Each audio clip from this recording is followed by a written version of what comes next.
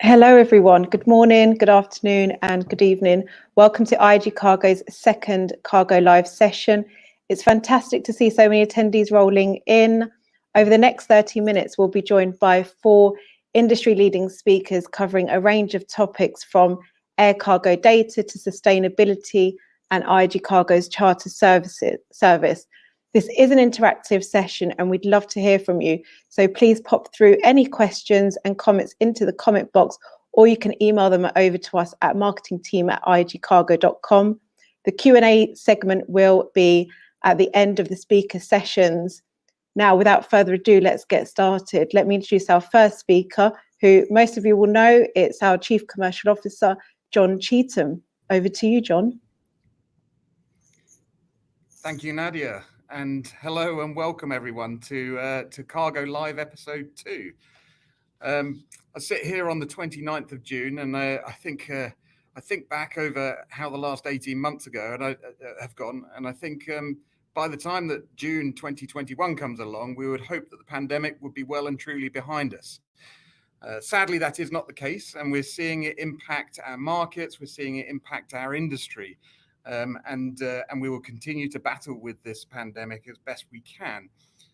Here at IAG Cargo, we remain absolutely focused. We have a laser-like focus on providing aircraft capacity in the key markets as much as possible. We want to ensure that world trade is able to continue. So whether it be moving life-saving vaccines using our constant climate product, or smart devices and laptops so that enabling people to do home working, or general e-commerce, automotive, preventing factory shutdowns, we are here to provide those services, and that's what we will continue to do, and that will be our number one focus. It's been a pretty busy couple of months since our last live stream. Today we've made an announcement which I'm extremely proud of. Today we've announced that we've just completed our first sustainable aviation fuel flights, a chain of 16 charters across the Atlantic. And working with our key partners, working with Kuehne+Nagel, we've managed to source 1.2 million litres of Neste sustainable aviation fuel. Now, IAG is very keen on this area. We're always looking to improve and reduce our impact on the environment. IAG was the first European airline group to commit to powering 10% of flights using sustainable aviation fuel by 2030. So whilst we want to minimize our impact on the environment, we also want to make sure that our customer offering is constantly improved. And we're delighted to support Kuehne+Nagel in sourcing this Neste-produced sustainable aviation fuel to power these landmark charters. And we hope there's many more to come. Whilst we're talking about announcements, you may have seen in the press over the last week or so, we're delighted to welcome back David Shepard to IAG Cargo, who many of you may know. David has spent the last few years as Chief Commercial Officer at Aer Lingus, but he's going to be returning to IAG Cargo as our Managing Director, working with David Podolsky, who continues as CEO. David has a long history with Cargo and actually was part of the management team that founded IAG Cargo following the merger between British Airways and Iberia. So we look forward to bringing David back and working with him. Moving on to network development, we are seeing significant increases in our services to South America at the moment. In May, we launched services to Guayaquil in Ecuador. And from the 2nd of July, we're going to be restarting services to San Juan from Madrid. On top of that, we've extended our presence in Brazil. So we're operating daily services from Madrid to Sao Paulo. And we've got 4 services per week operating between Heathrow and Sao Paulo using 777s and 787s. So again, our mantra is about getting the right capacity in the right markets when it's required. We're currently operating over 150 flights a week between Europe and Latin America. And we're delighted that we're able to offer that capacity. Finally, from me, before I hand over to the packed agenda that we have today, I'd like to thank everybody who's been involved in our charity flights to India over the last couple of months. Obviously, much like everybody else, we were very distressed to see some of the pictures coming out of India with the oxygen shortages and how they were managing to deal with the pandemic there. So I was delighted that we're able to help in a small way by providing some charity flights to India to move essential supplies of oxygen concentrators, PPE, and respirators. We have a long history going back in India. We have some wonderful people working there and some great customers. So I was delighted that we're able to help out in any way possible. I'd like to just call out the charities that were involved in those movements with the High Commission of India, Oxfam, Christian Aid, the Khalsa Aid International, and the Neasden Hindu Temple. So thank you very much for all your support on that. That's it for me. I hope you enjoy the rest of the live stream. I'd like to hand back to Nadia. Thank you, John. If you've just joined us, this is an interactive session, so pop through any questions or comments you have in the comments box, or you can email them over to us. Next up, we're heading over to Amsterdam to join Niall, who's Managing Director at CLIVE Data Services, who will give us some industry insights. Over to you. Good morning, and thank you, Nadia, and good day to everybody around the world from a not so sunny Amsterdam at the moment. In the next few minutes, I would like to share with you some of our recent analysis on how the load factor is impacting the rates across the Atlantic. And I'm just about to share my screen.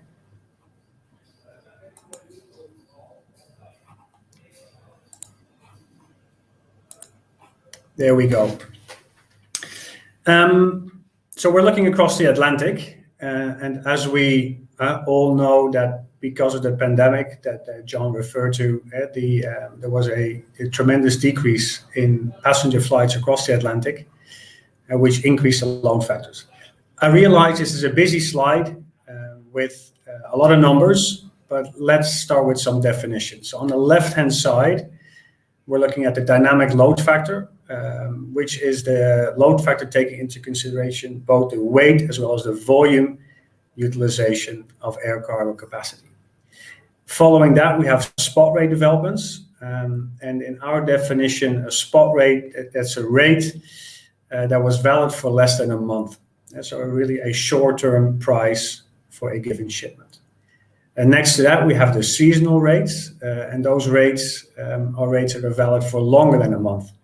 And so it could be your published rates, could be street rates, could be allocations, at least rates that do not change generally from one week to the next.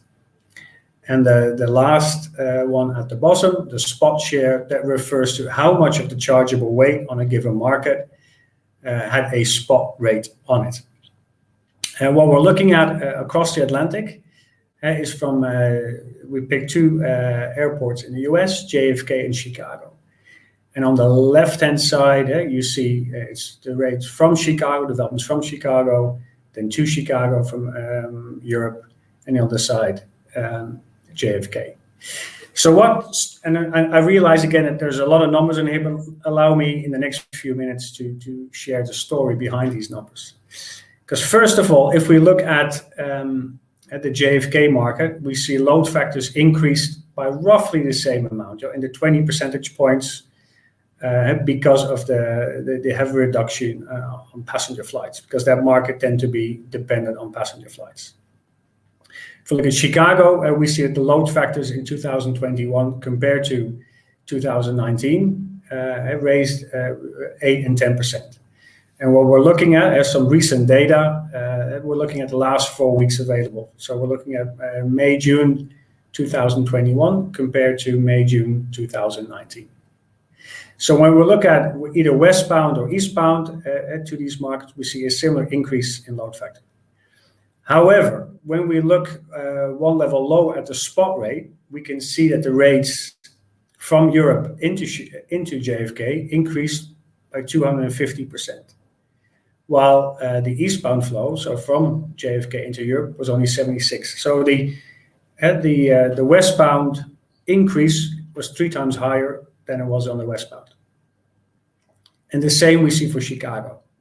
Into Chicago, rates went up 160%, and from Chicago, just between brackets, 26%. So why is that? If the load factor increases by roughly the same amount in those airports, do we see such an increase in rates? And that is because, according to our analysis, around the 80% mark load factor wise, the market fundamentally shifts from a buyer's market into a seller's market.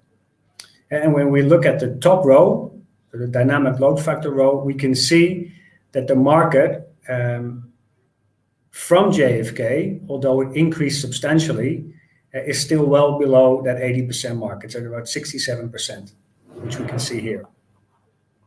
While out into JFK, we can see it has increased up to 85%, and it therefore went from a seller's market into from a buyer's market into a seller's market.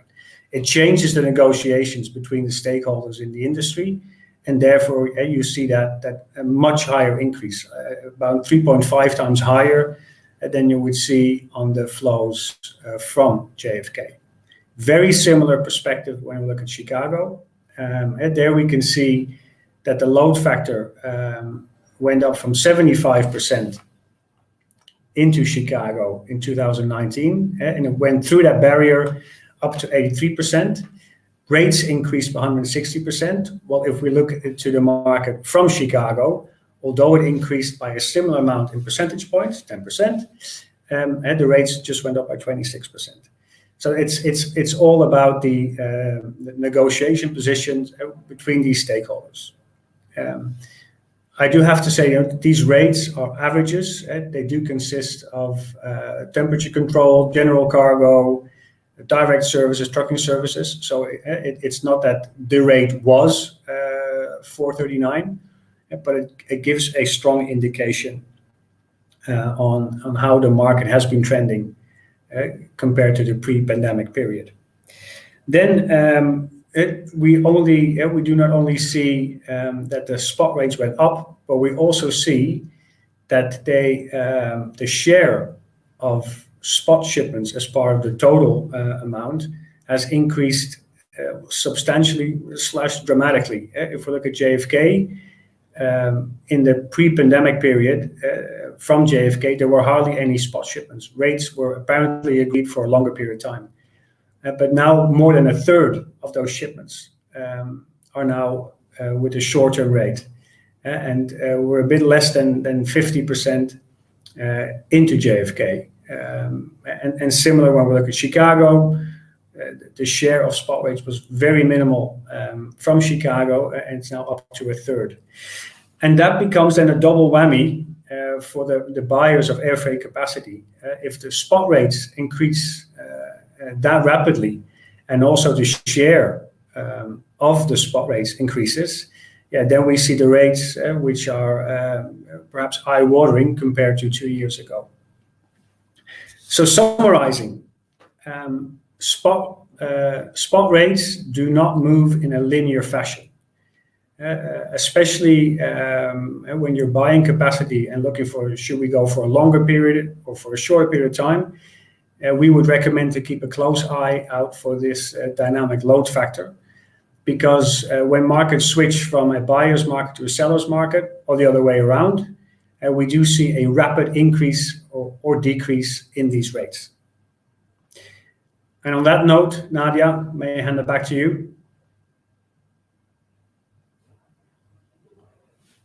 Thank you, Niall.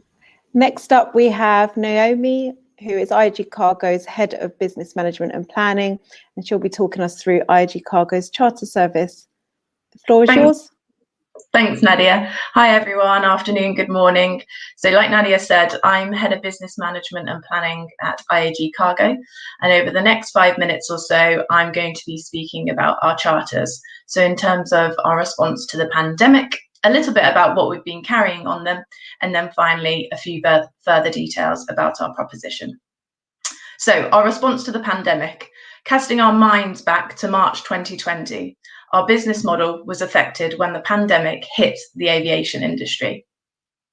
As the cargo division for International Airline Group, we're set up to utilise the cargo capacity of IAG's extensive fleet of passenger aircraft. But as the passenger services began to pause and capacity in the market overall began to decline, we took immediate steps to provide solutions for our customers.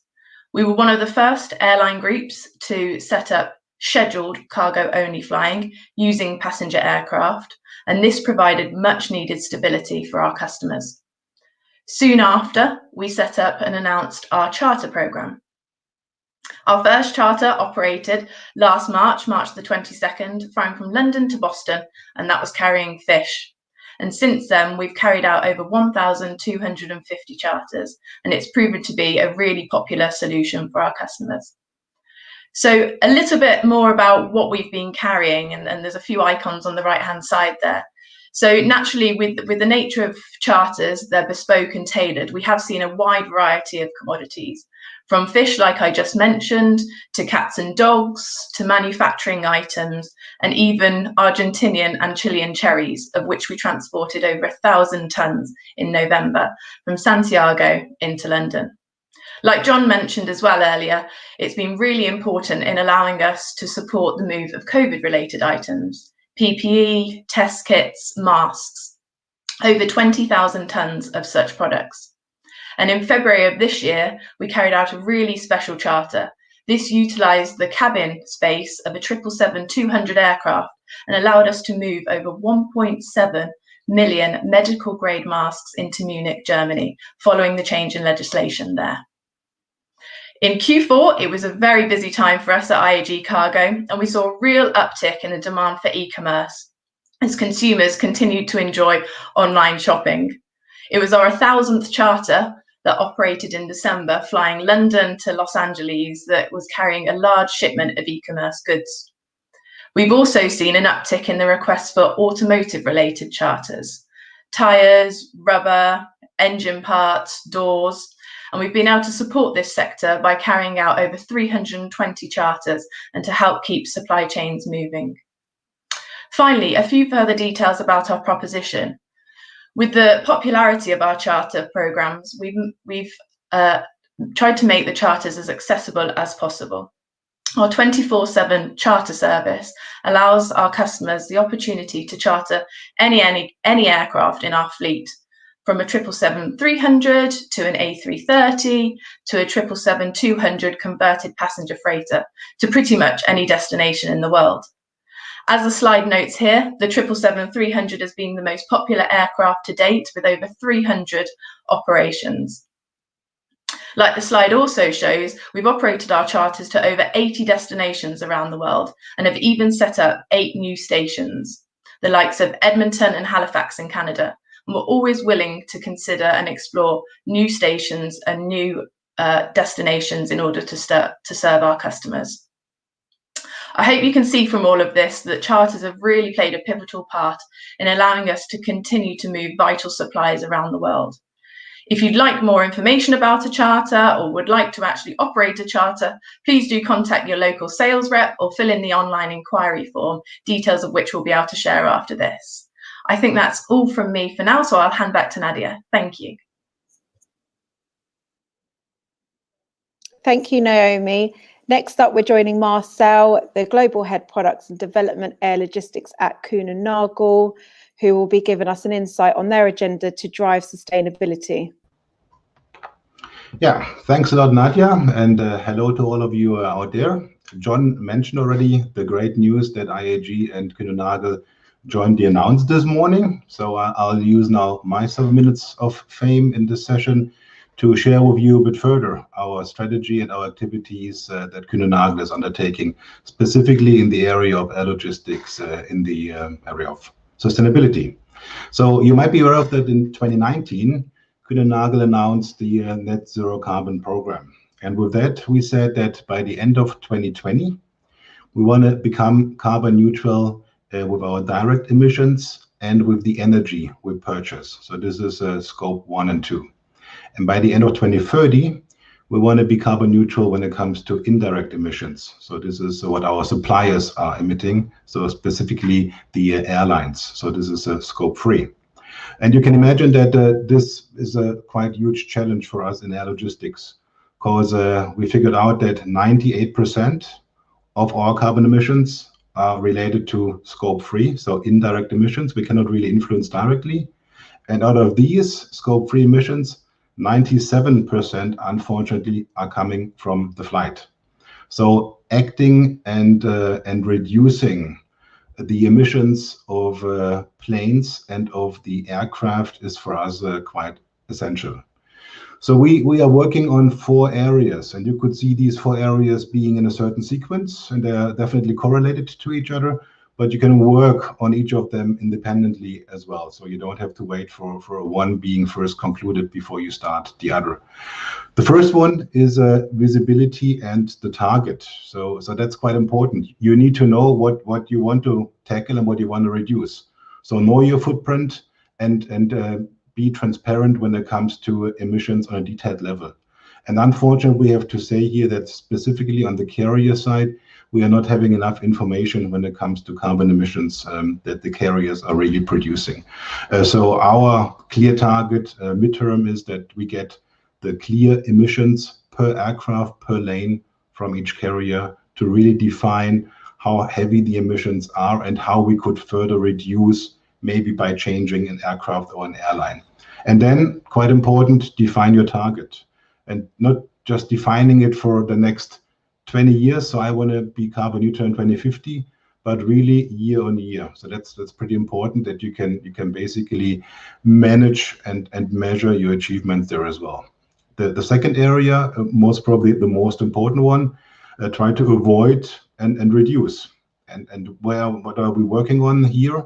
I mean, pretty easy and maybe first comes to mind, reduction of weight that we are flying around. So reduction of paper.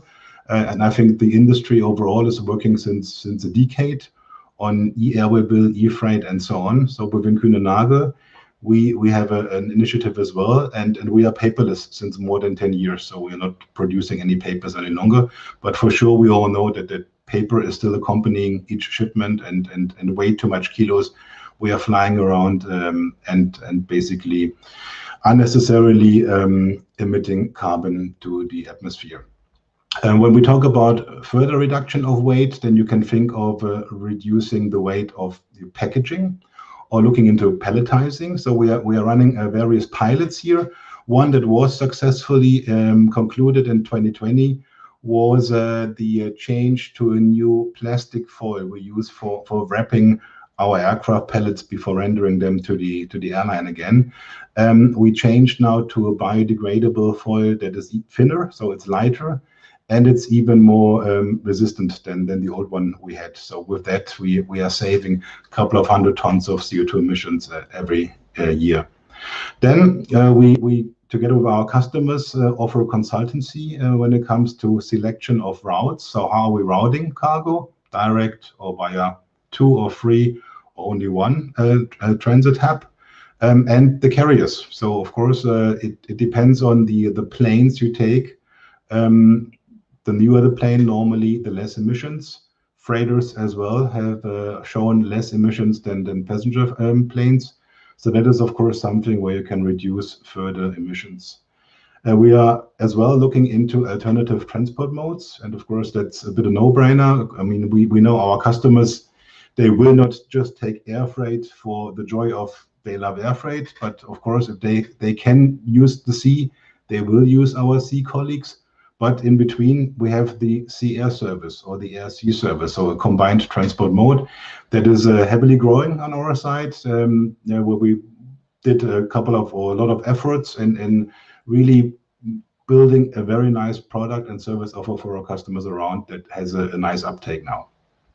And what we need for sure is innovation and new transportation means, be it drones, airships, whatever you can think of. We are looking into this, of course, as well, and we are prepared using these kinds of new transportation means as well.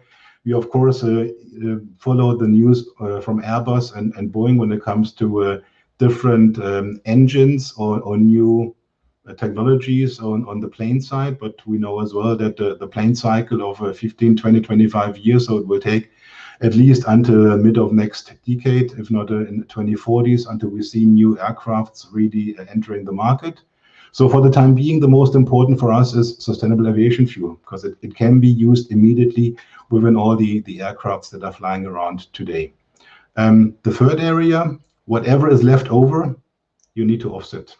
And I know that there is a public discussion at the moment going on that offsetting is not really liked and it's greenwashing and so on.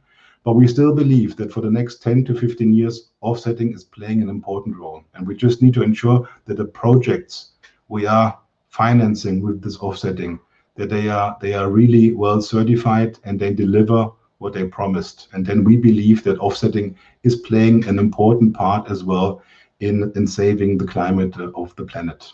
Last not least, our fourth area, cooperation. It's only one Earth. We are all in that boat together.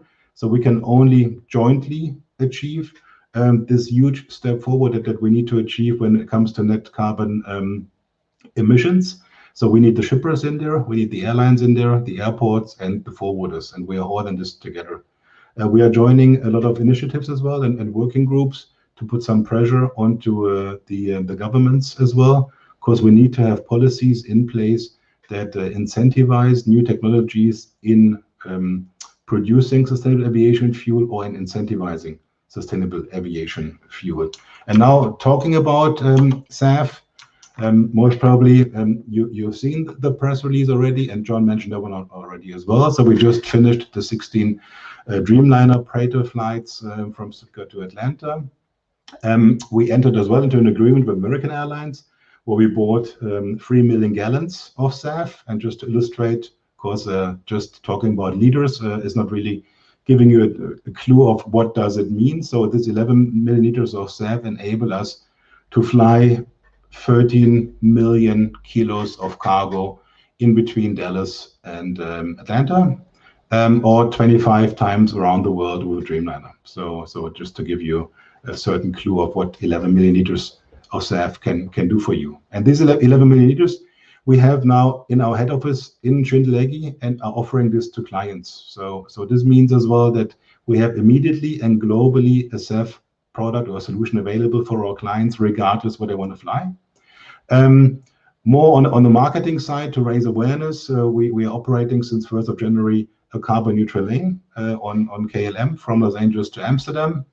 And so far, we committed ourselves to close to 30 million liters of SAF, which is the largest commitment so far for sustainable aviation fuel from a logistics provider. But we are happy seeing more coming up and chasing us. And with that, back to you, Nadia. Thank you, Marcel. And thank you to all of our speakers. Now, during the sessions, we've had a few questions come through. The first one is for Naomi. So Naomi, you mentioned that the 777-300 is one of the most popular aircraft. Why is that one the most popular aircraft? Good question. Thank you, Nadia. So along with being fuel efficient, the 777-300 has a lot of cargo capacity. So often a configuration of 14 pallets. It's also very compatible with lots of other unit types, meaning we can carry lots of different commodities. So the 777-300 has really proven to be a very, very popular aircraft for charters. Thank you, Naomi. And we've had a couple of questions actually come through for John.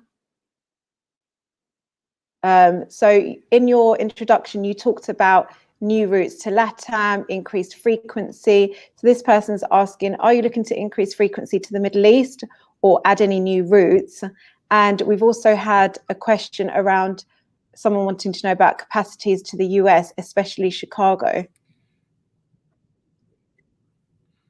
Okay, yes, certainly. Well, for the Middle East to start off, in fact, just last week, we started off some services to Kuwait and to Riyadh that will be running through. So we're expanding our footprint there. On North Atlantic to the US in particular, well, Chicago specifically, we have an extensive schedule to Chicago. We're operating out of Dublin, Madrid, and Heathrow direct to Chicago. So we are 16 per week out of Heathrow, We're 4 per week out of Madrid, and we're daily flights out of Dublin to Chicago.